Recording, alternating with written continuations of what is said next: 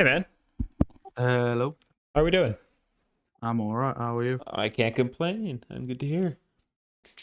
You can call me Sam, by the way. What would you like me to call you?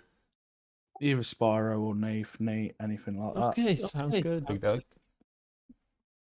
Let's why don't we start off with just looking over your OPGG real quick, and then we'll get into that game.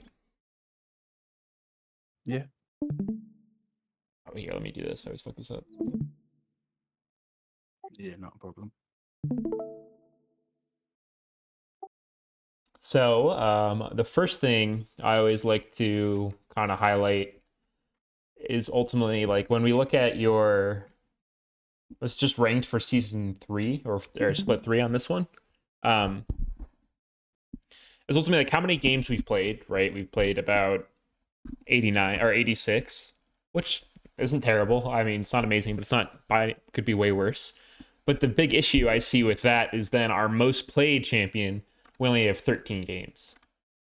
That's Yeah, very it's due to a lot of the time. If you look at my most played games, like most played with, sorry, you'll notice that I play a lot of bot lane because I'm playing a duo with my mate that only plays support.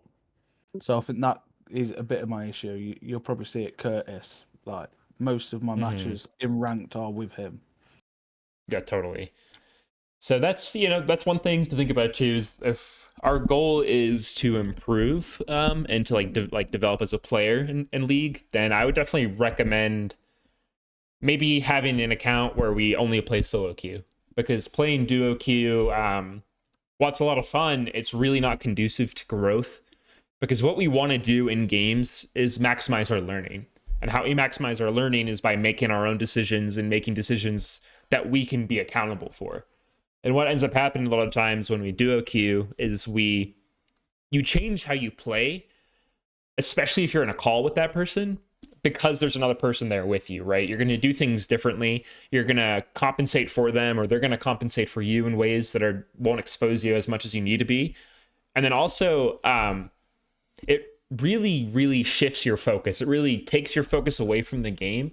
And a big part of your mental stack, like your mental focus, is going to be split onto what your friend is doing, how your friend is playing, how you're playing around your friend. So, I mean, ultimately, that's something you have to decide, like what you want out of the game completely, and if it's to be like have a like truly competitive outlet and to really like grow and develop as a player, then I would say like a good thing you can do is just get another account and play solo queue on that one. Or like what I do personally is I only play ranked flex with my friends, so I have a completely separate MMR, and when I play like normal ranked queue, I only do that solo queue. Yeah, So that's no, one I thing. understand that. But I've started play normals over ranked with my friends from now on though, because there you that go. don't affect my solo queue evermore. Exactly. And then also it's like I think it's good if when you're playing normals with your friends, if we're doing it in a completely different role. But even outside of that, right, we're still seeing like Zed, Warwick, Yi, Kane, Brand, Yasuo, Poppy. It's like there's a lot of non-AD carry champions here too. And ultimately the point I want to get across here is if 13 games played is our most played champion and we have 46 unique champions and ranked, that's going to really dilute our learning process. It's really going to dilute the experience we're gaining, because you have to think about League in terms of you do everything through the lens of a champion, and you can only learn either like game fundamentals, you can only really focus on game fundamentals or champion fundamentals at once. And since you have to play the game through a champion, we need to be confident and consistent on our champion mastery before we can really get into the nitty gritty of what we're doing gameplay wise. Does that make sense? Yeah. I didn't realize I played that many different champions in ranked. So Most people don't until you really take a look at it. I mean, I've seen way worse. Like I worked with a guy the other day who had like 100 something unique champions, right? It can definitely like it gets out of hand. a But lot of like the time that was me playing. So I usually pick a role. Let's say if I'm going to play bot lane, choose bot lane and fill. So that fill usually gives me jungle, mid, wherever it gives me, and I just take that role. And whatever counter picks the enemy laner, that's what I pick. I think that's why I've got so many champions because I just try and counter pick constantly. yeah, that's like that people think that's a really viable strategy, but ultimately like if you're a really good like Aatrox player and you get counterpicked by like Irelia, but that person's playing Irelia just to counterpick you, your experience and your mastery on that champion will always just take precedent over the counter pick. If you're just way better at Aatrox and that person is at Aatrox's counter pick, it won't matter. You're just going to beat them anyways. Ultimately, it's like playing to counter pick like that is ultimately just disrespectful towards the depth of champion mastery that's in this game. And that's something that I think is like, it's a big thing where I would really heavily recommend, like, is Aatrox the champion we think we really want to hone in on, or is there a specific champion that like calls to you for that, or a specific role even? See, I'm not sure, truthfully. The reason I started playing Aatrox so much was I started watching a EUS streamer, Niall. Yep, He's an Aatrox one trick, and phenomenal player. Yeah, yeah, and his Aatrox, when he plays Aatrox, it makes me want to play Aatrox, and that's the same with Zed. That's due to LL Stylish. totally. That is, and then the Draven's due to watching too much Tyler One. There's a lot of I see a champion, I'm like, wait, he's doing amazing on that champion. I'm gonna go play that champion. And when I do, I usually end up feeding. So Yeah, because it's like what you don't see is the like thousands and thousands of games they've played on those champions prior to even like booting up their stream, right? yeah, I So think I was 15 videos into his YouTube when I realized he was level 1,000 on one account, and I'm like, oh, exactly, man, exactly. So I would say like, why don't we try to pick two champions? If you really like Aatrox and Zed, we can make those guys work. And you don't have to lock into them for like the rest of your life. But what I would like you to do is lock into them for like the next 3 weeks. yeah. Or go ahead. I think my issue is I always try and pick two, but I always pick two that are opposite. So I pick an AD champion, and I'll always try and pick an AP champion to learn. And I feel like I'm not really an AP champion player. So Fair enough. I would say, is there like, why don't we just take a look at you historically here? We go through. Is there any champion you'd say you feel like you have the most mastery on, or champion you just like feel comfortable on, where you wouldn't? it's definitely Kaiser. Okay, Yeah, when I first started playing, I was all over Kaiser. I just didn't stop playing her. she's a ton of And fun too.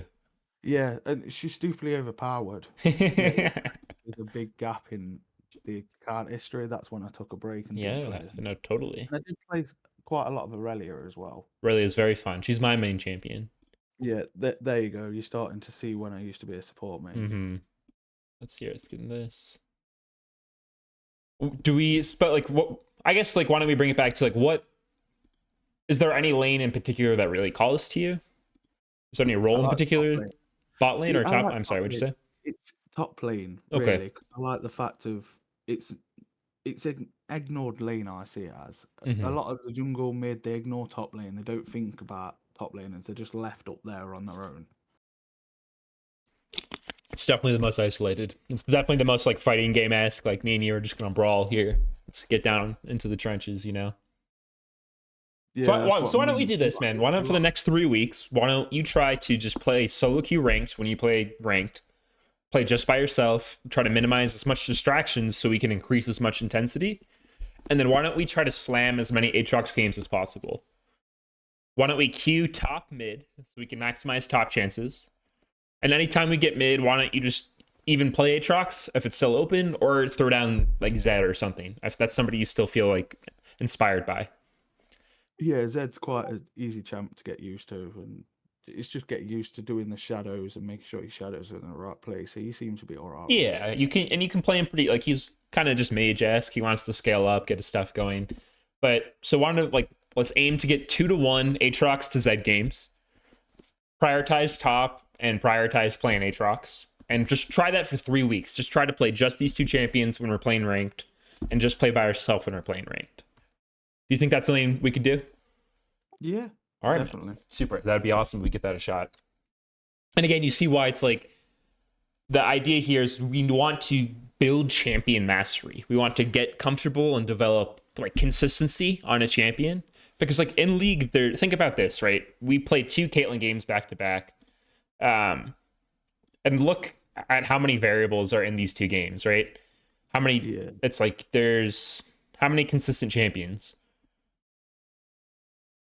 You know, I don't think there's any here, right? So, and it's just you between the 2 games. So there's 18 different unique champions. But even if, say, like, it was 10 of the same champions in both games, who's strong, like, who has the gold in these games will be completely different as well. Or even the souls in the game, like the dragons that spawn in that game would be completely different. In League, there's so many variables, it's overwhelming. It's insane. I don't know if you noticed, but one is a normal and one is a ranked as well. So Yeah, like even that's different too, right? So, but like the point being here is like what we want to do as a player is develop as many reference points that are consistent for us to understand on a deeper and deeper level what's actually going on in the game. Because if in each game we're constantly fighting what our champion wants to do and how our champion wants to play and win the game, it'll be very hard for us to actually identify what's going on with our other players, our teammates, our enemies, and how that fits into the bigger picture. Do you see what I'm getting at? Yeah, I do. Okay, totally. All right, so why don't we let's jump into the spot here. So tell me, what are your thoughts on Aatrox right now? Kind of how do we feel about him? What do you think kind of like is where his strengths lie? What are his weaknesses? Once you get to level 11 and you've got your Sundered Sky, it's very how do I put it? It feels a lot easier because of the healing aspect. Like I don't know if you saw that clip I sent you the other day as well. I That was didn't like actually.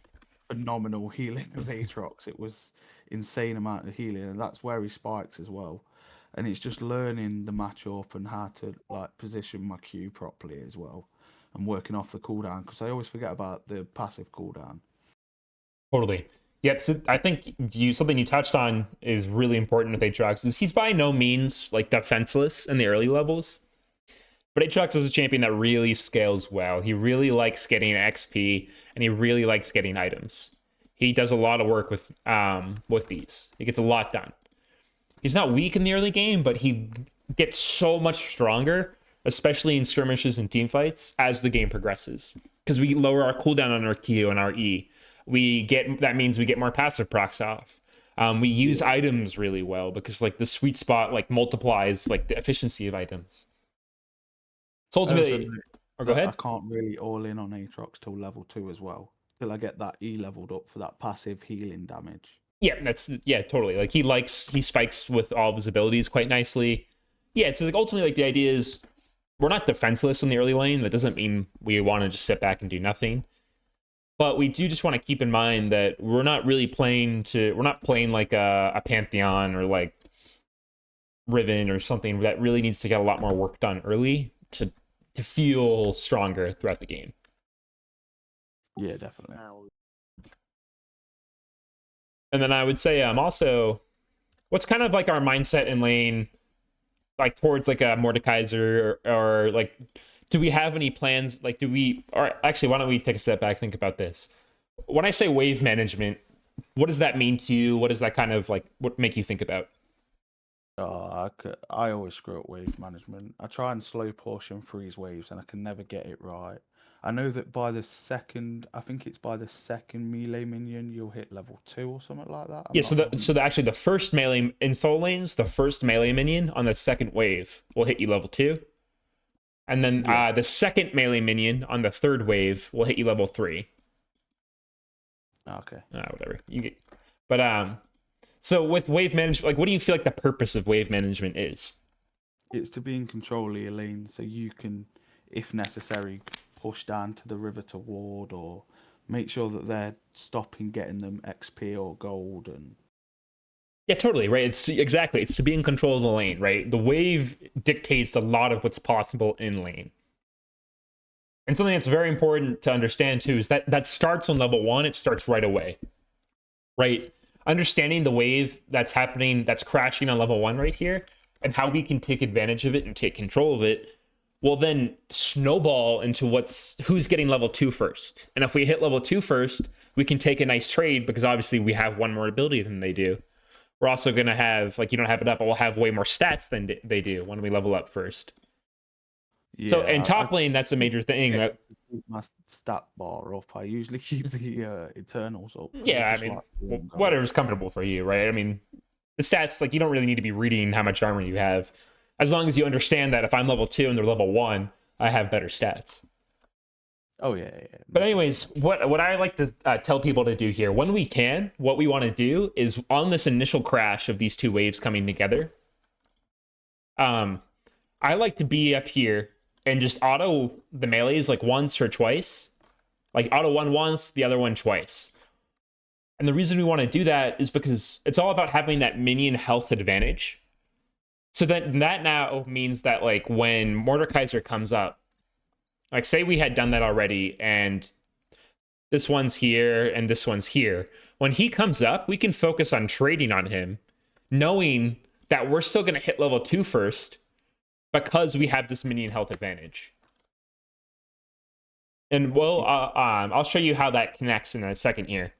But I think also, my worry was the Q. I knew that he was going to level Q first. I didn't want to be on the tip of that Q, so I was trying to avoid being there. sure, yeah, that makes sense. But as long as we're not isolated, it's not a big deal because we can also be queuing him back, right? And if he stands still to Q, you Q1, and then we can walk up and try to hit Q2. And that's something that we see kind of as a motif throughout this video is that we're using our Q a lot on the wave, and we're not using our Q a lot to try to punish him. So like what I would do here again is just focus on last hitting these with auto attacks, not with our Q.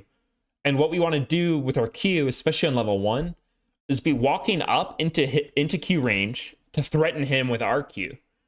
Especially, right, if he's going to last hit a creep here. If he's walking up to auto this, or if he walks up to stand still and Q these, all we need to do is position ourselves so we're not in line with these creeps, and that makes him decide between queuing all of these or queuing you. And as long as we're paired to queue him back, it'll be okay.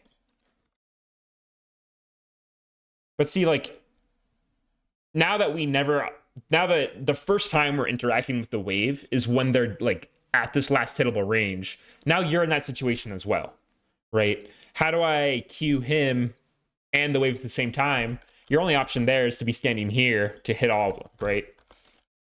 But again, if we just had been hitting the wave from the very get-go, taking control of the lane and the wave at level 1, like right here, if we're walking up here and autoing these, that would stagger the health, so it's easier for us to auto-attack them to last hit them. And then also that gives us the ability to be trading onto him while he's still forced to look to last hit with Q.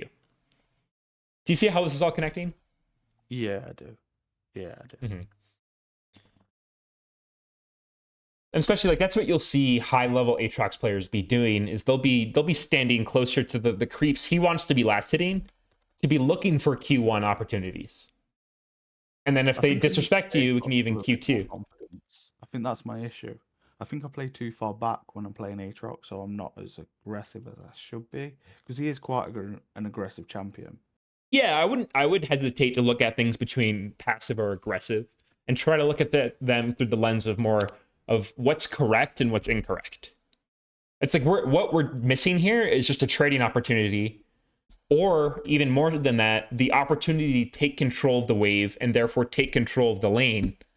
That's the opportunity we're leaving on the table here. Luckily, Mordekaiser doesn't see it either, so we're not really getting punished for it. But that doesn't mean that we shouldn't be looking to improve on that, right? No, I agree. But also, like what you touched on there is like you don't feel comfortable, you don't feel confident, and that goes back to the fact that we only have 13 games played, right, on Aatrox. Yeah, So I've not played. I wouldn't feel comfortable or confident on Aatrox on 13 games either, right? That's realistic. That's why it's so important to be getting these deep like reps to like develop our champion mastery, because then you'll be like, oh, level 1 for Mordekaiser, I have 3 Qs, he has 1. You know, it's like I feel pretty confident with that as long as I'm not getting hit by an isolated Q. That's how you develop like matchup understanding, is by having the reference points relative to your champion based on what their champion can do and what you can do into it. Also, something Aatrox specific here. So he has different cooldown timers based on how many Qs you use. In early lane, you really want to avoid using Q3 as much as possible. Because now when we use Q3 here, it's going to put it on 14 seconds. You see? Yeah. Whereas if we only use Q1, in Q2, it would put it to 9 seconds. And so that's 5-second difference between when we can then again threaten with our Qs. I did not know that. Yeah, it's a nice little Aatrox specific thing that's important to understand, is that like unless you're going to be hitting him with Q3, which obviously is very high value, because I'm not sure if you also know, but each individual Q, like Q1 does 100% damage, Q2 does like 120%, and Q3 does like 150% damage. So I knew there was like the extra damage on the Qs. yes, That's why I always mainly try to hit my Q2 and Q3 over the Q1. exactly. Q1 is like really good to set up and poke with. But the point being, like the thing I want you to take away from this, if we're not hitting the enemy champion with Q3, we don't want to use it. Because then we have to wait a whole another 5 seconds for that CD to come back up. And that's time where he can take advantage of you. I think it's also I'd use a lot of Aatrox abilities on waves because he doesn't have the mana to like mana as a resource, so I don't have to monitor that. It's just my health and my cooldowns, really. Yep. Yeah, that's fair. But your cooldowns and your abilities are still a resource, right? And we want to use them in a way that is as high value as possible. And ideally, that's on the Mordekaiser. And if we're in the habit of using our abilities on waves, that'll get us in sticky situations with wave management quite consistently. There's something to keep in mind as we go. Okay.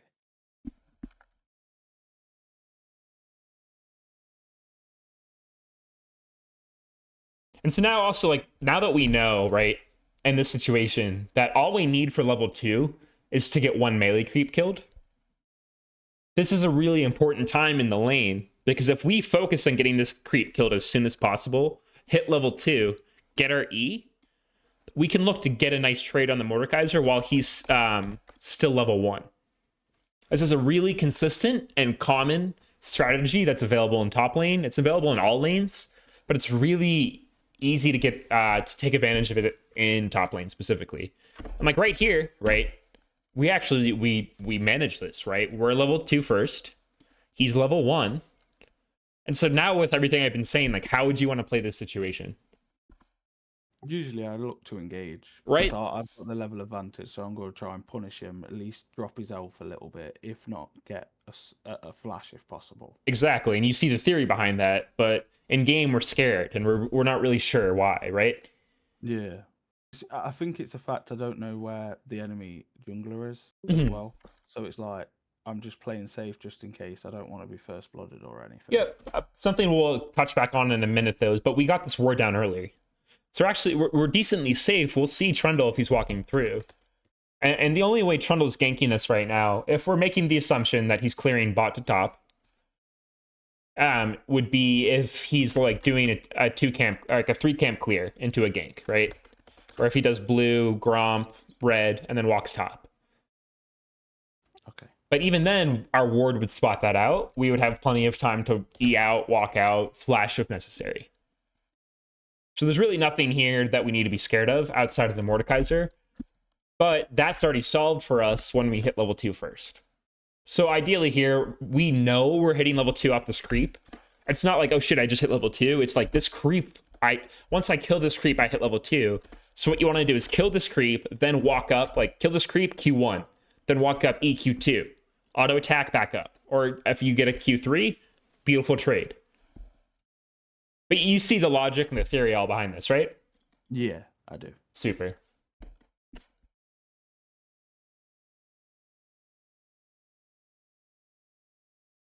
And so now coming back to wave management for a second, something that's really common in top lane is, or something that we really need to be diligent about in top lane, is making sure our wave crashes into their tower cleanly. What happens a lot of the time is if we're not paying attention or we're just not diligent enough, is we'll have a sloppy crash that happens like right here, and the wave will get stuck kind of in this position. And that's awesome for Mordekaiser because he can just hop and skip over here and he's under tower and he's completely safe. But you're also really exposed in this lane position. If we look at the minimap, right, if we're from up here, we have to move all the way down here to our tower. And this gives us so much room for Trundle to come up and to gank us. We're just in a non-safe lane position. And so what I want you to think about is like our goal in this position is to get the wave under tower cleanly.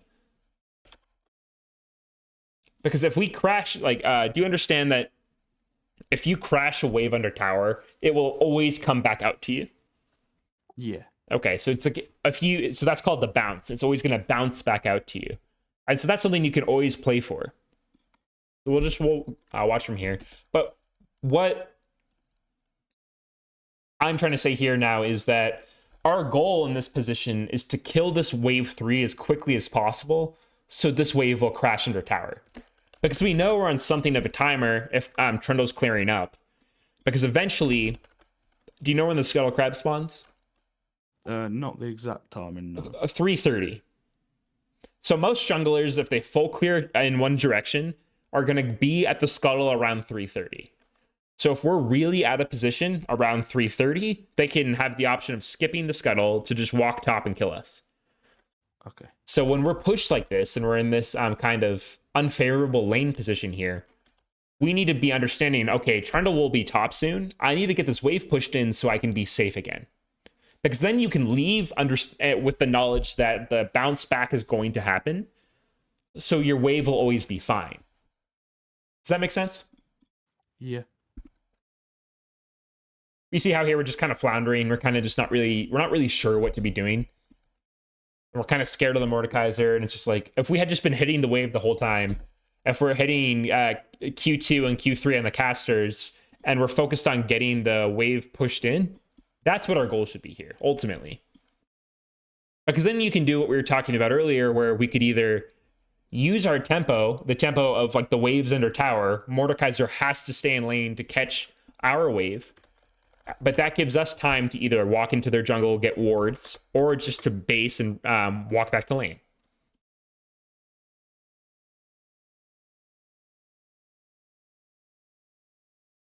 And you see how like now like this trade on the Mordekaiser isn't really conducive to what we actually want in lane. Yeah, I think I was just trying to get a little bit of poke damage against him, to be honest. Yeah, totally. But it's like we trade for a reason. And in this case, like the trade, like it's not really gonna get us anything. Whereas if we were just a little bit quicker, more intentional with hitting the wave, if we didn't spend all this time back here just kind of like sitting here just hanging out, if we had spent more time focused on getting the wave down, but more intentional with it, this wave isn't meeting right here. And you see now like how uncomfortable and awkward this lane position is for you in the eyes, or like relative to what's gonna happen from Trundle. Yeah, because my ward's gone as well, so I've got no vision. Exactly. So why don't we touch on that real quick? That's like this really early ward that we do. If we can load into it.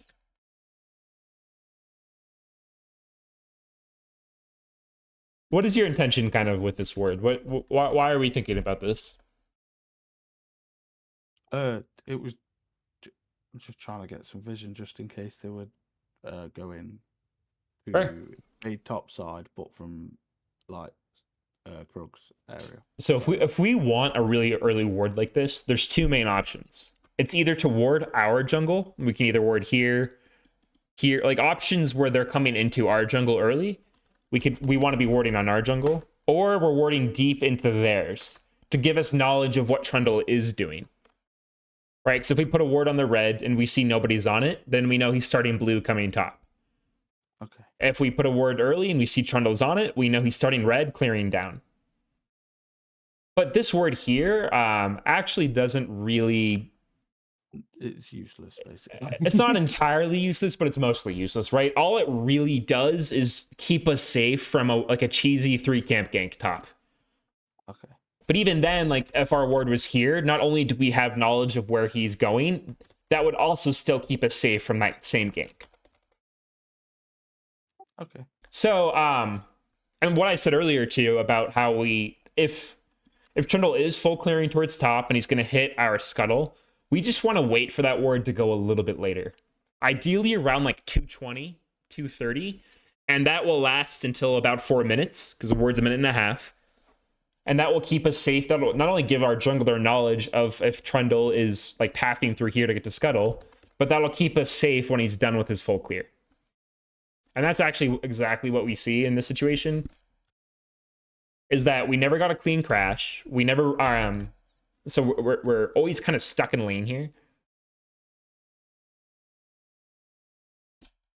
So we could ideally even here have just left and backed out. But like now our ward's gone. And now we're eating forward under his tower. Yeah. And we have no and we don't know where Trundle is, but if he's clearing top, he's going to be here very shortly, right? And your big alarm bell here is the Scuttle Crab's almost up. So pretty much all junglers in the game by 325, if they're actually playing the game with both hands, are going to be done with their clear and going to be looking to do something. So like alarm bells in our head should be going off here like, oh shit, like I'm not necessarily in a safe position. I should be respectful of what's going on here. And like E4, like EQ2 under tower, that's not really that, right?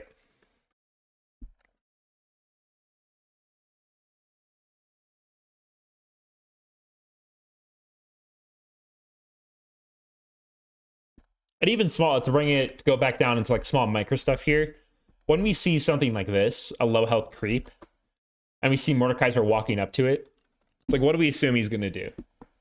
He's going to auto-attack it, so I should have really tried to Q him at that point. Exactly. That's what Q1 is beautiful for, since it's so long. Like, this is a really easy, like, timing to be finding Q1 sweet spots. Because he's gonna auto-attack creeps at some point, and you gotta stand still to do it. So it's fine to just literally Q1 him here and then back off. That's fine. But something you'll see consistently, like, that's an option that's always available, almost.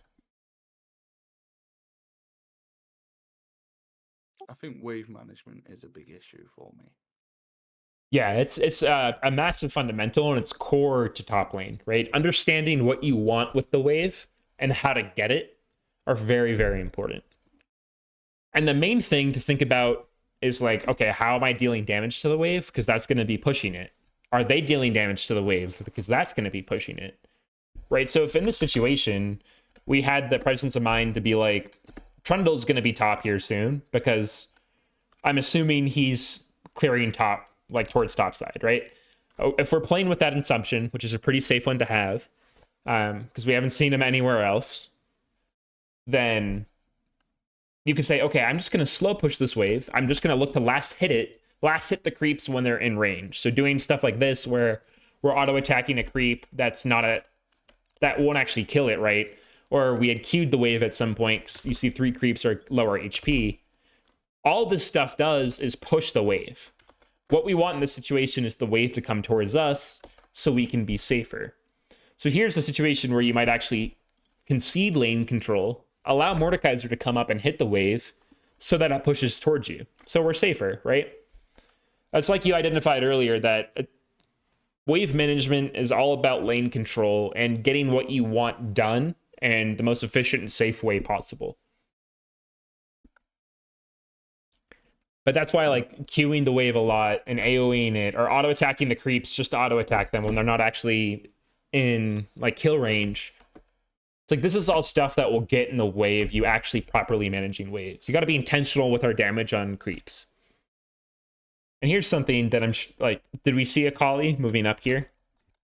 I think I did, but I was tunnel visioned at the same time. Right, yeah. I mean, it's totally reasonable, again, because like we only have 13 games on Aatrox. It takes the entirety of our mental stack to actually be trading onto it. But if we see this Kali moving up, it's extremely likely that she's doing this. Well, like, one, she's doing this right because she has the crash. So she has tempo to move. She's going to move to the side. It's extremely likely she's moving to the side where her jungle is to help guarantee the scuttle. It's a bit fat-ass pen.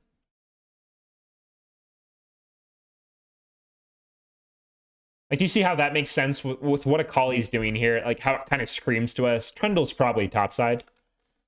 Akali's doing what I can play mid laners don't do when... Yeah, exactly. And now it's like this, we got bit in the ass because, like, we put that really early ward down. And now Trundle just gets to walk up on us when we're, like, in the middle of fighting this Mord, which is unfortunate.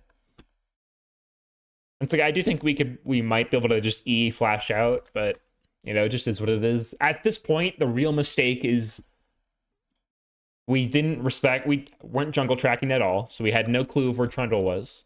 We didn't respect what was being shown to us in the minimap, and our early ward didn't really get any value done. Right? Like a ward should always be fundamentally changing how we play the game. It should be changing what we're able to do and changing the amount of information we're getting. And so as long as we're placing with them with intention, we can kind of dissect the decision behind it. But you see like how our placing this ward at level 1 is just low value compared to even if we placed it here, or if we're just waiting until like 220, 230, then coming down to place it.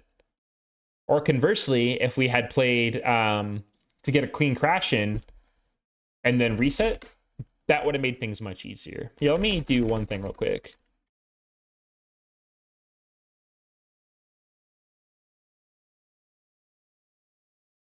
I think my thought process in that moment that you paused on right now is I'm 2v1. Mordekaiser's low. If I can at least get Mordekaiser, if I die, I've traded 1-for-1. I think that's my thought process in that moment, because that's why I kind of tried to chase him down and everything. Yeah, totally. I mean, that's not like, again, like that's not a bad decision to make here. It really isn't. We don't have a lot of options in terms of being able to do that, just because he has his W shield and we're getting slowed by Trundle, so it's hard. But now I'm watching myself back. I've noticed like I'm not even paying attention to my cooldowns or anything. But that's not a terrible decision to make in this situation. If you can go 1-for-1, it salvages the play quite nicely. Because again, the real mistake of this situation isn't happening right now. It's not necessarily what's happening in the micro here. It's like you might have an angle to get out, but you still might die. The real mistake is the stuff that's happening all leading up to it, right? It's not like having the respect or understanding that Trundle will be top soon. You know, seeing that the skull is going to be spawning, understanding the time in the game that his clear is going to be done. He's going to be looking for a lane to gank. He can't gank mid because his ear's backing. That leaves one real clear option, especially when we don't make it difficult for him. It's like the mistake of like you're dying in that gank because of the stuff that's happening now, because the fact that we warded at level 1 and got no real value out of it. We didn't gain any information and it didn't actually fundamentally keep us safer.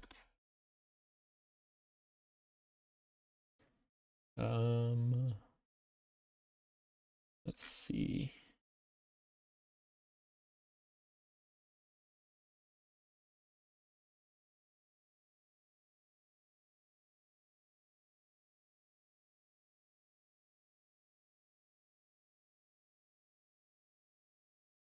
Okay, here we go. So I can show you an example of what I'm talking about when, like, so what I would have liked you to do that situation is to find like a 3-wave crash. And so what that would look like is something like this, right? Where on wave 2 coming in here now, I understand like my goal is to be paying attention to this wave that's spawning here. Because that's the timer, right? The waves are mirrored. So this wave spawning as this wave is spawning here. I want to have some of wave 2 with some of wave 3 under his tower to give me as much time as possible to get back to lane. Okay. And so I do it a little sloppy here where it's like the waves meeting under his tower. It's making it hard to crash. But now like in this situation, I understand it's very similar to where you were, where it's like it's 230. If their jungler's clearing towards top, I'm in danger if they're actually here. So I know that I'm in a bad lane position. Like right here is not a good place for the wave to be for me, because it means I'm exposed, and Yorick is really safe because he's under his tower range. I can't actually get any damage onto him. He can't get ganked, but I'm very gankable. And so my goal now is literally just to, I don't care about the Yorick. All I want to do is get this wave pushed in. That's my only goal here. And that's what you see me play for.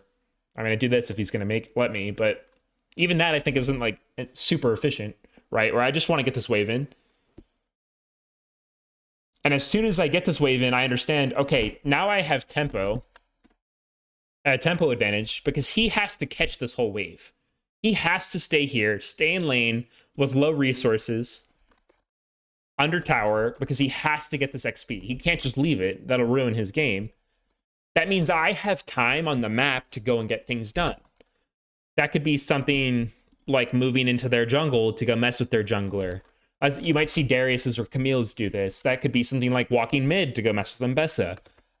What I like to do a lot, which I think is really consistent, is I'll just take the tempo reset, right? Instantly recall here. Again, because he's forced to be doing this, so he can't really stop me. But the other beauty is that, like, since I got that crash down, I know the wave is coming back out to me. I know that. Meaning that I can just now have an item advantage. I'll be up in items, walking back into lane.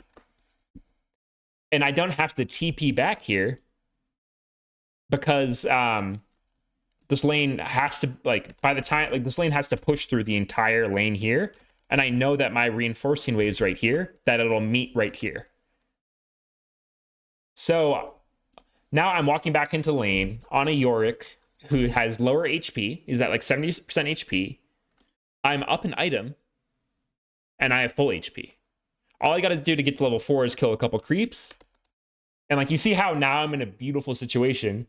Whereas, like, say this stuff wasn't happening in their jungler, and their jungler was able to just full clear this whole situation and then come up here. He never has the opportunity to gank me because I use my tempo to keep me safe. Do you see, like, how that's all, like, linking together? Yeah. And the key component of all of that is getting this crash cleanly, getting this entire wave to be under tower. That's the linking mechanism. That's the key part, because this guarantees the wave pushes back out. If the wave, like, is still kind of right here, or let me make it clear, if the wave's still kind of like right here, York can actually hold it, wait for the next wave to come, and TP back in. And the only other thing to keep in mind in this situation, now this is a ton of information, but still, the only thing to keep in mind in this situation is if he tries to fast push it, and he can fast push it quick enough to get it under tower, that's when we would TP back. So we can either hold the wave outside of it to keep that lane position, or just to get the wave, obviously. All right, so let's get back to you. But you see now it's like, okay, if we go back, so what did we do on wave 2?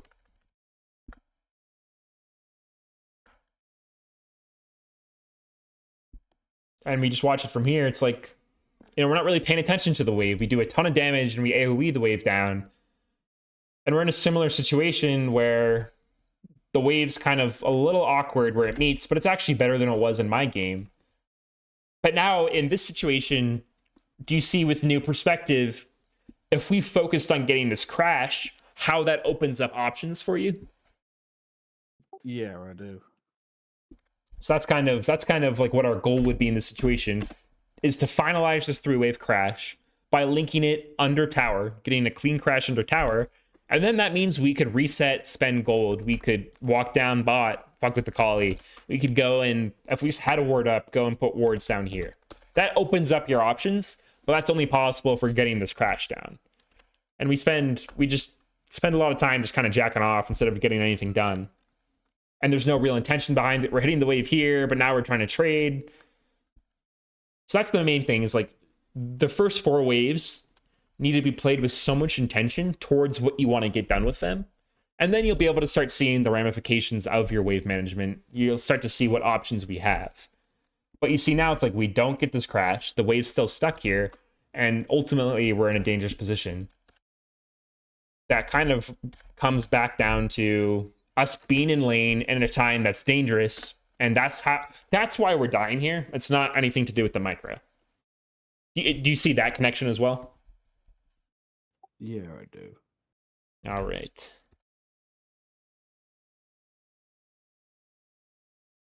So what do you think you would like to do ideally with this wave in this position? Like, how do we want to DPS the wave? What do we want to do with this to punish Trundle, or not Trundle, but Mordekaiser as much as possible? I think my initial intention was to try to get it under his tower so I could get some vision down. Yeah, totally. I think the only thing with that is that I don't think we have enough damage to crash this wave in time. Because this is actually leftover, because we see the cannon here. This is leftover from the previous waves. He still has a reinforcing wave that's right here. So do you see any other options of something you could do in this situation when we come back specifically to a lane state like this? I guess my other option is to try and freeze it.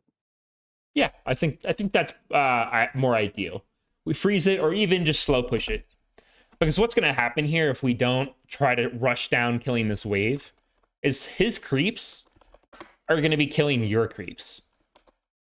And if he's not in lane, that means he's going to be losing gold and losing XP, right? And that, while conversely, we're gaining it. We're getting both of those things. So that's just, it's like, those are small wins that will add up, right? So there's no reason to just not punish him here. I would say probably try to kill the cannon as quickly as possible. And outside of that, just slow push it. Last hit as much as you can. And that'll give you the most value in these sort of specific situations. Anytime the waves are neutral, or go ahead. As well. I think I get confused between the difference of a slow push and a freeze. So a freeze is specifically you have the intention of holding the wave here as long as possible. Like you're freezing the lane position. A slow push is we're going to be last hitting creeps and eventually stacking waves up, but you're pushing towards his tower. Whoops. I'm struggling here. You're pushing towards his tower, but you're not trying to like quickly kill the wave, right? So in this situation, you could freeze it because to freeze a wave, you need creep advantage, which means that you need to have less creeps, or like his wave needs to have more creeps than yours does. And at this point, by 4, you need to have 4 more creeps here to hold a wave here for a long time, which you can totally do because there's 7 creeps here and he has 6 more coming. So if we wanted to freeze the wave here, what we have to do is still trim it a little bit, because if we don't trim the wave, meaning killing a couple of these creeps, I would kill probably cannon, melee, caster. That would probably be plenty. Or even just cannon, caster. Because if you don't trim the wave, his wave will do too much damage to yours and just push under tower anyways. Okay. Regardless, the goal here is to kill as many of your creeps as possible to punish the Mordekaiser. So anytime your lane opponent isn't in lane, the easiest way to punish them for that, if you can't get the wave under tower very quickly, is just to slow push it. And by that, just last hit the creeps when they're as low HP as possible. Because that will maximize their damage onto your creeps. Meaning he'll lose gold and XP, the more of your creeps that die. Good.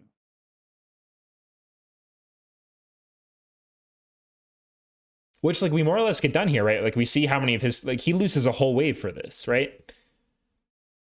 But, like, I can tell we don't have that true intention of it because we don't, like, in this situation, all we need to do is keep these creeps alive. And we do that by just, like, walking up to the bush and, like, juggling the aggro by walking in and out. Waiting for your wave that's right here to get to, like, right here. And then you lose aggro completely and keep these creeps alive to maintain this wave position and continue that pattern of your creeps are dying while he's not here. Okay. And that also is like the other beauty of this lane position, again, right, is that we're safe from anything that's coming up top. And even if Mordekaiser wants to fight us, we're within like a couple units of our tower's range. So we're really safe in this position. And if we think back to what we said at the very beginning here, Aatrox wants to get XP and gold. He wants to be like scaling up. He wants to be getting his power. This is conducive with that because we're getting as much gold and XP in a way that's very safe. But you see now it's like we end up just killing all these creeps. And that loses kind of the power we had, where we had this really beautiful, strong lane position, but now we kind of just lose it. And even here, we could still just slow push it. And again, that's just waiting for your creeps to bring theirs to a point to as low HP as possible, and then we just auto attack it.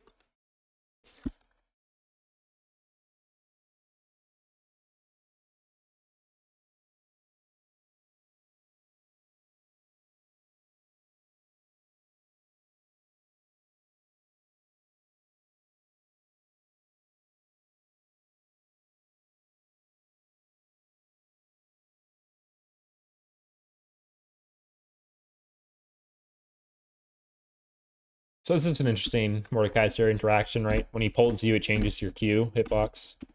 Yeah. So what we could be priming for here mentally is to be like, in this situation, Ian here, or Ian here, out of his pull range, and still keeping it. I think I Something. did that quite a lot in that game. I think I did quite well dodging the E, quite a lot. I know there's a few times when I did get hit by it, but quite a lot I was trying to avoid it with the E. Nice, man. That's awesome, then. Something we do want to try to be out of the habit of, or just don't let it be a habit where we're trying to E and Q1. That's not really super efficient because Q1 is so long that as we get comfortable with Aatrox anyways, we should be able to be hitting these quite simply. And using Q2 with E or even Q3 with E is much higher value. Because they're a bit shorter range, a bit harder to hit. But also hitting them is more important because of that ramping damage. Yeah, I think I used the Q to engage so I can try and get the W off, but Totally, but yeah. So. All I'm saying for yeah.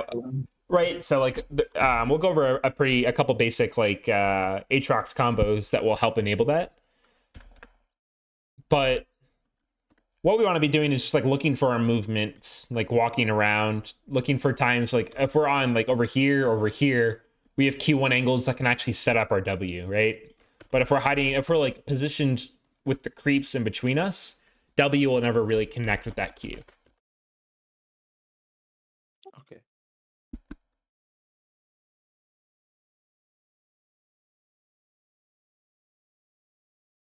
But ultimately, I mean, landing in Q3, you still outtrade him quite heavily. It's pretty nice. He had a better shield, it would have been something different, but here we see now Mordekaiser, like this next sequence, Mordekaiser gets in quite a bit of trouble for himself, where he's constantly using his abilities on the wave.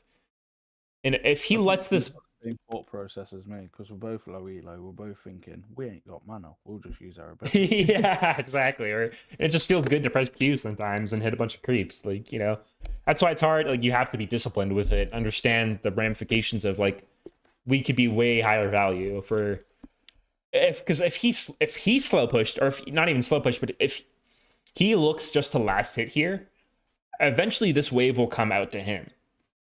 And that puts you in a way more awkward position, knowing you don't have flash. Once he hits 6, all he has to do is ult you. He doesn't even have to fight you. If he ults you, keeps you locked in here, and trundles here, you're going to get fucked. That's what higher level players will really understand, is you can utilize the wave to set everything up, right? Everything's really relative to what's happening with the wave. Do you know the level up timer roughly for level 6?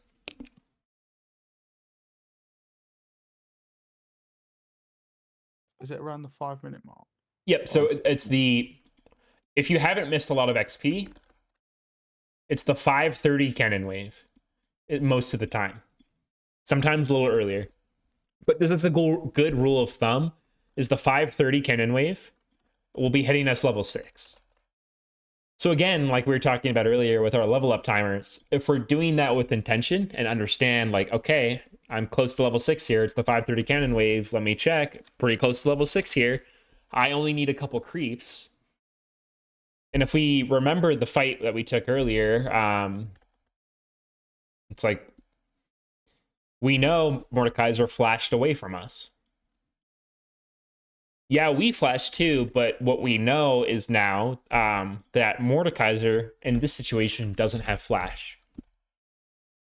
And what Aatrox ult enables you to do amazingly is to take long fights and run people down. And all you need for that is to have the long lane, meaning you have a lot of distance to actually run people down. So if we keep that stuff in mind here, right, and everything we talked about level ups earlier, how do you think you would like to play this situation? Like, we just took a nice trade where we got Aatrox Mordekaiser to half HP. We're about to level up here. I just want to see his HP. We're about to level up here. We know Mordekaiser doesn't have flash. We know he's at 60% HP. We know we've got this whole distance to run him down. I should have just pressed my ult and just all-in'd him, really. Exactly.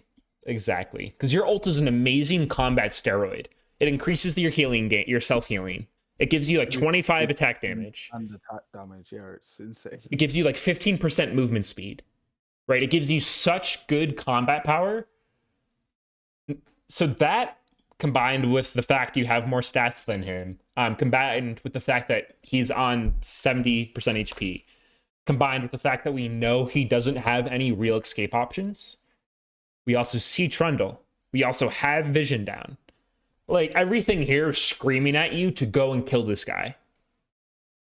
To just get on his ass and, like, make him regret queuing up. Like, that's our goal here. And that's why it's just, like, it's really unfortunate. This is a major waste opportunity. Because like, we just ult, walk up, auto, Q, wait for him to walk away, W, Q2, Q3, he's dead every time here. Very, very high percentage you kill him here. And you see that here, right? You see, like, Yeah, everything's telling you to. I'm sure you have enough Aatrox experience to feel like, yeah, I could kill him here. That's doable. Just a little unfortunate, is what it is. And so now here's something else that we see too, right? When we look at the mini map, what do we want to be doing? Or what do you think? Do you have any ideas? getting objectives like trying to get Void Grub, Drake, Vision, trying to push, like, help the other lanes out in any way possible. Yeah, totally. So specifically, let's say, like, I think there's one objective in particular something's about to happen at. There's going to be a fight of Void Grubs. Right. We see Lilia wants to go there, and we see Trundle moving there. Yeah. So what does that tell us? Ideally, if we had the ability to, what do we want to get done with our wave? We want to push it in so we can try and help in the fight. Exactly. That's ideally what we could do here. So if we understood that and we were trying to, like, shove this to get this in so we can walk down to be ready with Lilia, that's just ideally what we're looking for, right? And whenever we're trying to shove a wave, especially on the early levels on Aatrox, we want to be sweet spotting the casters while trying to AoE the melee minions. Meaning, like, pretend Markeiser's not here right now. We want to be positions like right here, so we can Q1, hit these guys, walk up a little bit, Q2, hit them, and then we'll walk up and just Q3 to kill them. And that'll one-shot, or that'll clear the caster minions out. And then the rest of your wave and your auto attacks can quickly kill the melee minions. That'll be the fastest way for us to be shoving on the early levels on Aatrox. That'll be kind of our pattern. So, like, right here, we want to be, like, standing right here, try to Q1 sweet spot both of these, then walk up Q2 sweet spot all three, then Q3 sweet spot the rest of them. And then by the time that's happened, your wave's been hitting their melees. We finish those off. We look to walk down.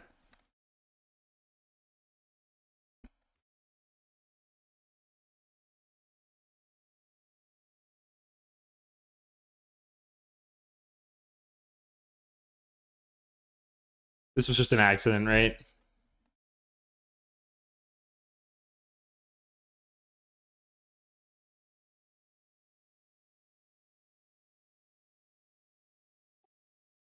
Just unfortunate.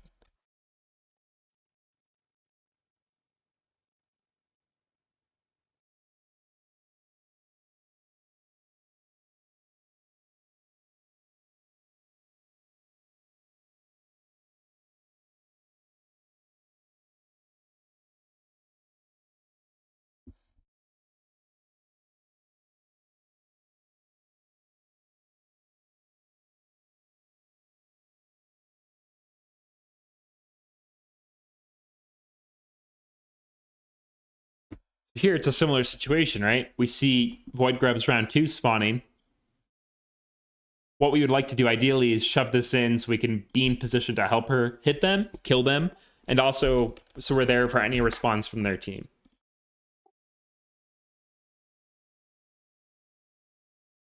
You were paying attention to Lily. At least you were aware of what she was doing.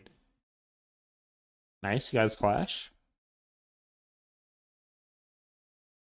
It seems like you do have that understanding that like Q1 into W, like Q1 sweet spot into W is really the bread and butter of what we're looking for to set up everything else. But right, like if we had played with the intention to push, shove, and move, potentially we're able to get this fight off and actually make something happen. You know, it's not the end of the world in this game. That doesn't mean it's not going to be there in other games, you know? But like, say we had shoved, he's stuck under tower, we have the tempo to move first, we'll have a man advantage for this fight. It'll make it much more consistent. It gives you the opportunity to get things done. And like you had said at the offset, like top lane is a very isolated role. That doesn't mean you don't have these opportunities to influence the game. And like opportunities like that are the major ones.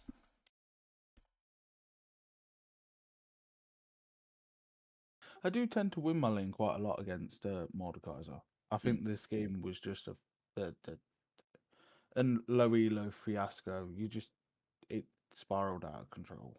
Yeah, I mean, we're not doing poorly in lane here. We have a pretty decent CS. But it's mostly just the major mistake we made wasn't something even relative to lane. It was how we were playing around their jungler. And it was like partially like our wave management on the early lanes was a little sloppy. So we weren't really able to... So we put ourselves in a bad position. I think here's you have the option to actually ult Q3 flash. And I think that might kill him. Just something to think about. I think my worry at that point is I don't know where Trundle is, and I've only got a ward in their Tribush, not like in the river. So I'm a bit like, I don't want to get ganked again. Yeah, that's fair because we just did see him top. That's completely fair. But I'm not amazing on Aatrox damage, but I do think that might just like one-shot him from this point, and then with your ult resetting, you would just move and speed back down. You'd be safe. But yeah, I mean, it probably would have killed him, to be honest. Yeah, especially with like the ult bonus damage coming through, Q3 bonus damage. As long as you sweet spot him and you catch him off guard so he doesn't have time to hit his shield, then I think you would kill him there. If you're ever curious and you ever like think I might be able to kill him here, always go for it. Always just limit test it. So here, right, if we are going to go forward in this situation, what should we always be doing first? I'm not sure what you mean. Like we're looking to all in this Mordekaiser, right? Yeah. What should we do first? Like, what's the first part of our combo here? Try and Q1 him to then get the W off. That's usually what I do. In this situation, we want to be ulting. Right, why not? If we're gonna be all-inning ever, if we're gonna be taking a long, big trade, or we're looking to all-in someone, we want to ult people. Because we want to get as much value out of that 25 extra damage, out of that extra self-healing that we're gonna be getting. And the best way to get value out of that is to have those buffs and that bonus for as long of the fight as possible. Right? I think that's something we see quite a bit in this game, where we're not really understanding what we want to be using ult for. Yeah. And when we want to be using ult. And in a situation like this, it's right away. And if you do ult him, if you already had that bonus damage right now, on Q1 sweet spot, W, Q2 sweet spot, there's a decent chance he dies before his ult gets off. Because his ult's taking some of your stats, right? That's how much health he actually has. I can't see it's the thing, but 193. With the way your Q sweet spots work, that 25 extra damage could have easily been that. And even if it's not, that's an extra 100 HP. And that 100% is going to matter. And even right now, it's like, oh shit, okay, I didn't ult then, I didn't think I had to, whatever. As soon as we see Trundle here, we need to be ulting. To get that movement speed to run away, you know, to get the extra healing from anything. And you finally kind of, at the very end, you're like, fuck, he's really coming for me, let me ult and get away. But you're still barely in his Q range. Whereas if we had ulted from the beginning right here, or even from the beginning right here, we would have the movement speed to get away. That kind of bites us in the ass there. Yeah. So ultimately, it's like now at this point, it's like we have these 2 deaths to Trundle. Aatrox is a champion that really needs to have that consistent early foundation to be scaling up to the game. Your game becomes quite hard now that we've had these 2 kind of sloppy deaths. It really does snowball that much where it's like even just these 2 deaths is enough to make the game much more difficult for you.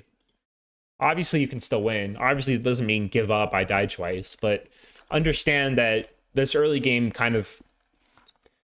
It's not that we played it, like, for the most part, we play it pretty okay. You know, it's not terrible. We're CSing all right. We're, for the most part, winning the trades we do take. There's a lot of missed opportunities, and we're also not doing anything to keep ourselves safe in terms of what's actually going on in the game. And that stuff is what comes to bite us in the ass. But if we, like, if you clean up that early stuff, then your position, like, you would probably have 10 more, 15 more CS. And even if we're just 0-0-0, we'd be on a level 11 probably. It's like that would have much bigger ramifications and will mean a lot more going forward. But we'll watch through until we die one more time here. I would also avoid buying control words until at least you have your first item completed. Okay. You just don't want to, like, think about it. Like, we don't want to lose 75 gold. But also, it's like it's quite easy for them to clear the vision anyways. So then they're also gaining, I think it's 30 gold, right? So just 105 gold swing for you personally. That's keeping you further away from your major item spike. And like we identified, those early major spikes for Aatrox are huge. Yeah. So you just don't want to mess up your economy. And I'm quite confident the value we're getting out of these control words early isn't going to be high. Especially a control, like if we're going to get a control word here, we want to switch these 2. Right? Because it's much easier for us to defend a control word here than it is for us to defend a control word here. And also, if somebody's coming to gank top for our team, we want them to know there's no vision in this radius. Having knowledge that there's no vision in this radius doesn't actually help us in terms of killing who's ever up here. And really, if we're really going to control word, we're doing it on Herald. Okay.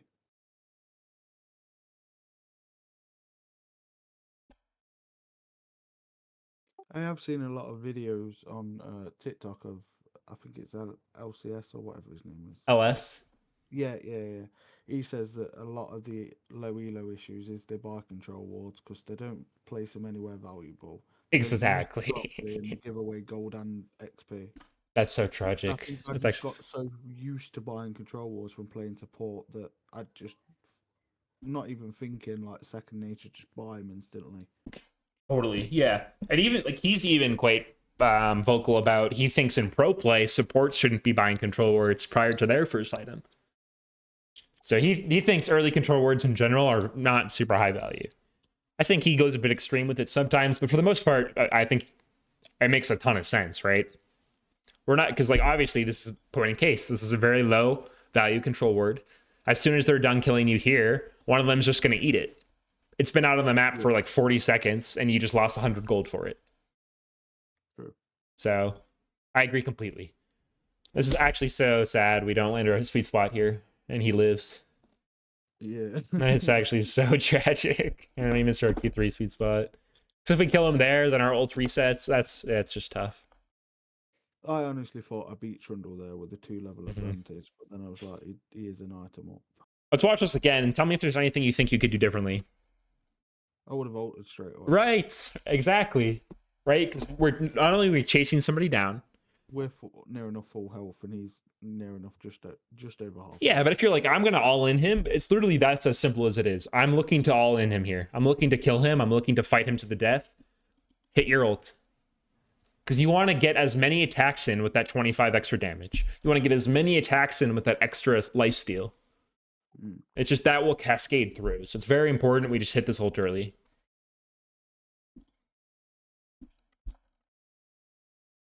And that makes the difference, right? This literally makes the difference. The fact that we don't, I mean, this we also messed our Q2 timing up here. Yeah, I should have saved that for Just wait a little bit longer. But that's again, that's just champion mastery stuff. Like that'll come with more reps. Yeah. But like all of these attacks, if they had the ult damage down sooner, it's like it wouldn't even matter that we missed our Q2 timing here, right? He would already be dead right now. Yeah, I did. I do save my ult for too late. I've noticed that. It's like the whole point of it is that it makes our extended fights very, very strong. Like makes it much stronger there. We do kill him. Nice, nice.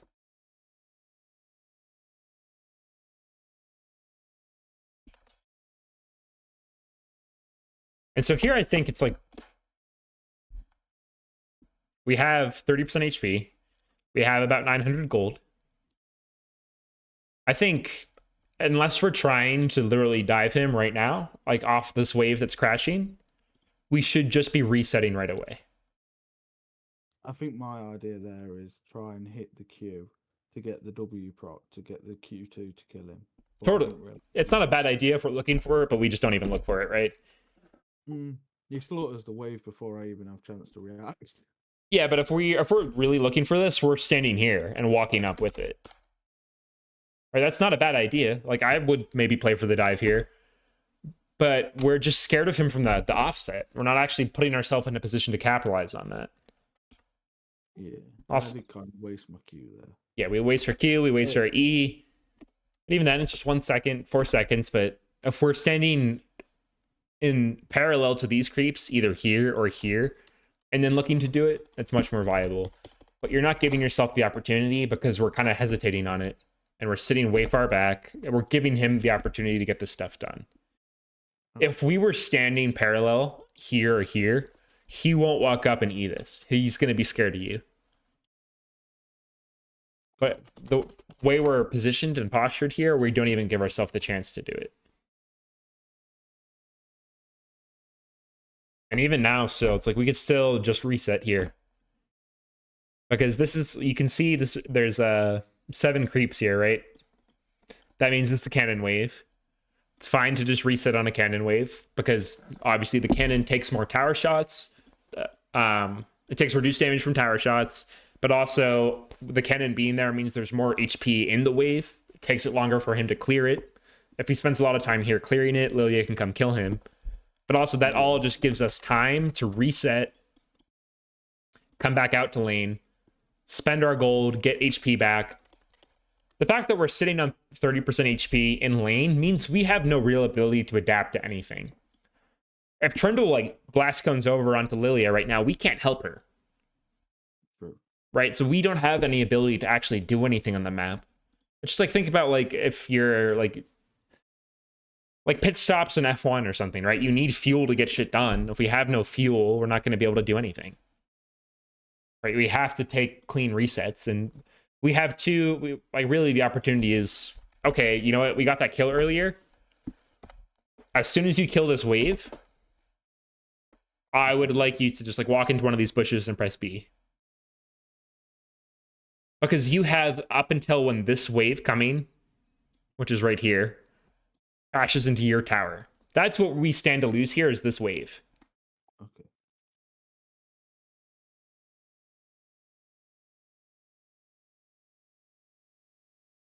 Ultimately, you still get him though, so very nice. But see now, like, right, we can't do anything about this.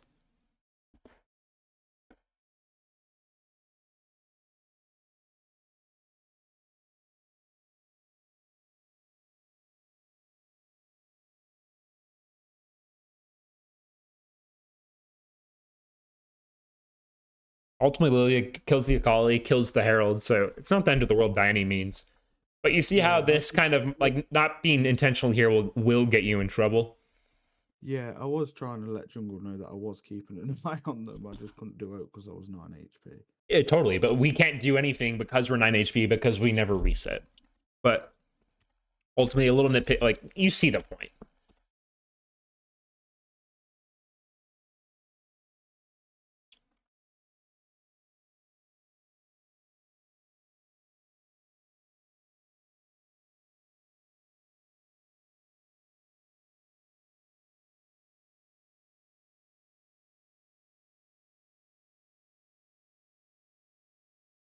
That healing, Jesus.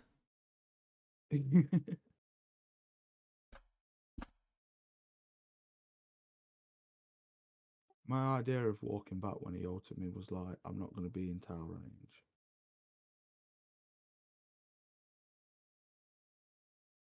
So I think the main thing, like the first thing, right, and we're just going to get real like nitpicky here, is like we don't really want to be looking for Q1E. Okay. Right? Because it's just landing Q1 sweet spot is important, but landing Q2 and Q3 sweet spot way higher importance. And we can't do that without E as consistently. But we land Q1 sweet spot, we land W. And then once again, we rush the timing on Q2. And we miss the sweet spot. I always screw up Q2. And then say you had the desire to just land Q3 and E out. That's fine. As soon as he ults us, we're ulting him. Ideally before Q3 here. Because this would be an extra 40 damage. If not even more than that. It might be quite a bit. Because I'm not sure the exact percentage increase on Q3. And I think rank 2 ult is 35 AD.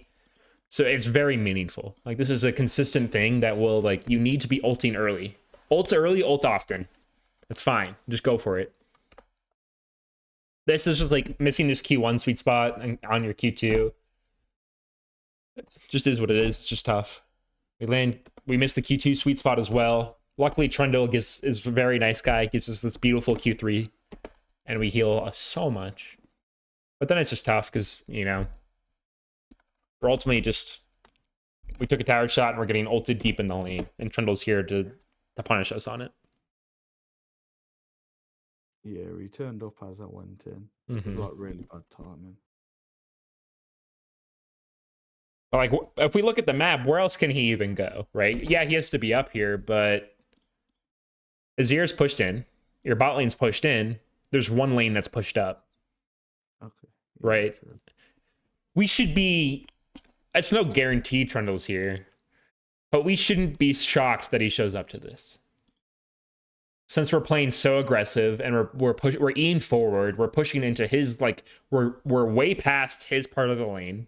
We're very deep into his end of the lane here. We should be expecting, like, part of your brain should be like, Trundle can show up to this. I am thinking that, but I'm thinking I've got an item now. I know that. Yeah, we're also thinking I want to hit sweet spots in this guy. I want to see some big numbers. Like, yeah, totally. I get that. But, like, we need to get tighter with our micro, and we just need to, you know, it's like, it's not the end of the world that this stuff's happening by any means. But it's just like we see the issues here is like we missed 3 sweet spots out of 6.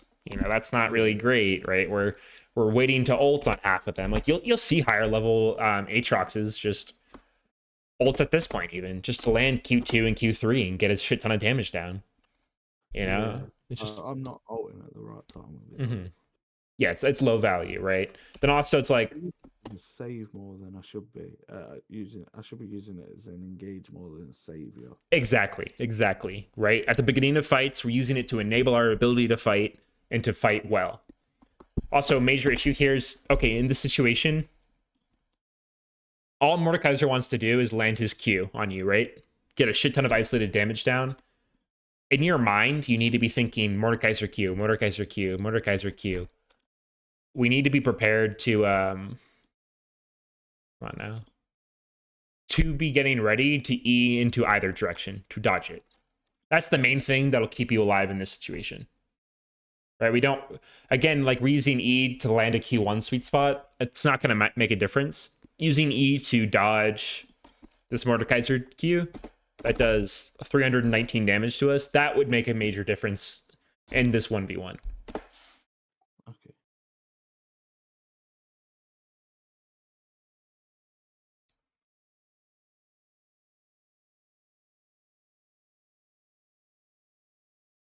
So I think, like, we see a lot of stuff we can identify that we can work on throughout all of this lane phase. A lot of, like, there's some major things, like, right, we're not respecting, like, jungle tracking. We haven't really been thinking wave management with any intention. We're not really trading with any intention. Those are all major things that we can focus on. And then some small micro stuff, right? Like, landing sweet spots in Aatrox is pivotal, right? We understand now that we need to focus on getting a bunch of Aatrox reps in, so that sort of stuff becomes more mechanical and consistent. Yeah, that's going to be my focus. I'm just going to play a shit ton of Aatrox and try and get my mechanics down. Exactly. Would you say there's I want to run over just like a couple things real quick on practice tool with you, but would you say you have any questions on anything so far? Not really. I just understand now I need to focus on certain aspects better. Totally.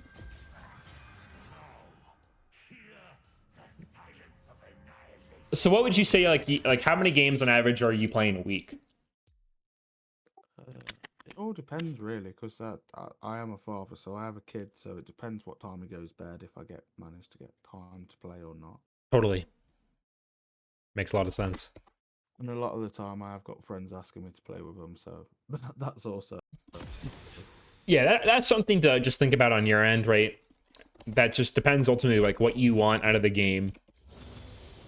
And if you really want to climb and like become a better player and get competitive, you might need to sacrifice some of the games you play with your friends to be like, hey, I just want to focus on some solo queue and some improvement on my own. And like if they're really your friends, they'll understand that. But that's something personal that you just need to decide ultimately like what you want your journey to look like.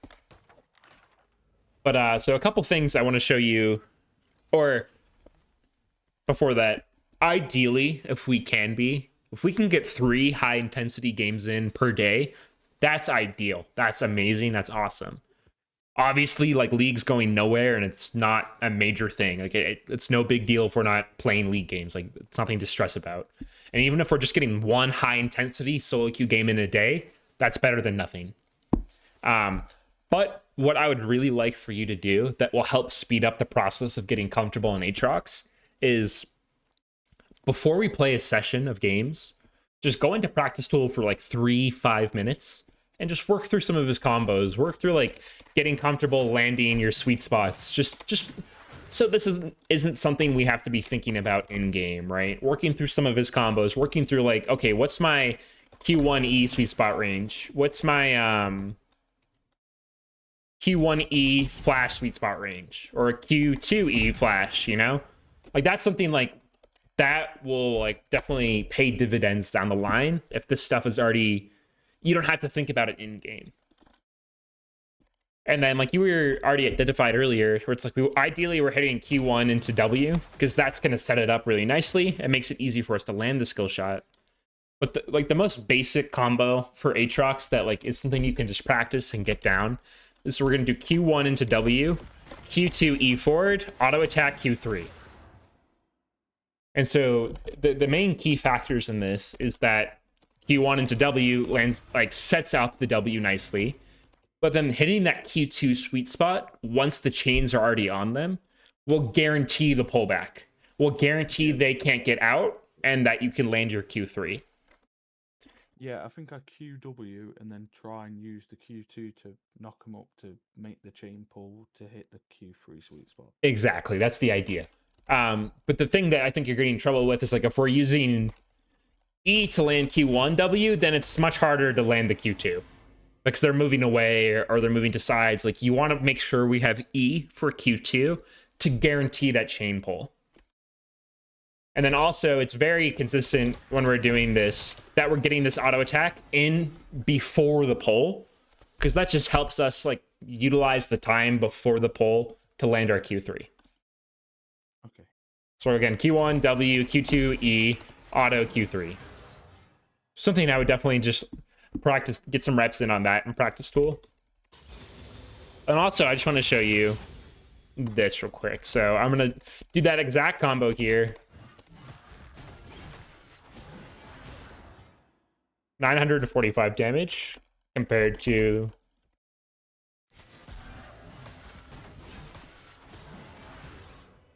Yeah, it is. It's 120 damage.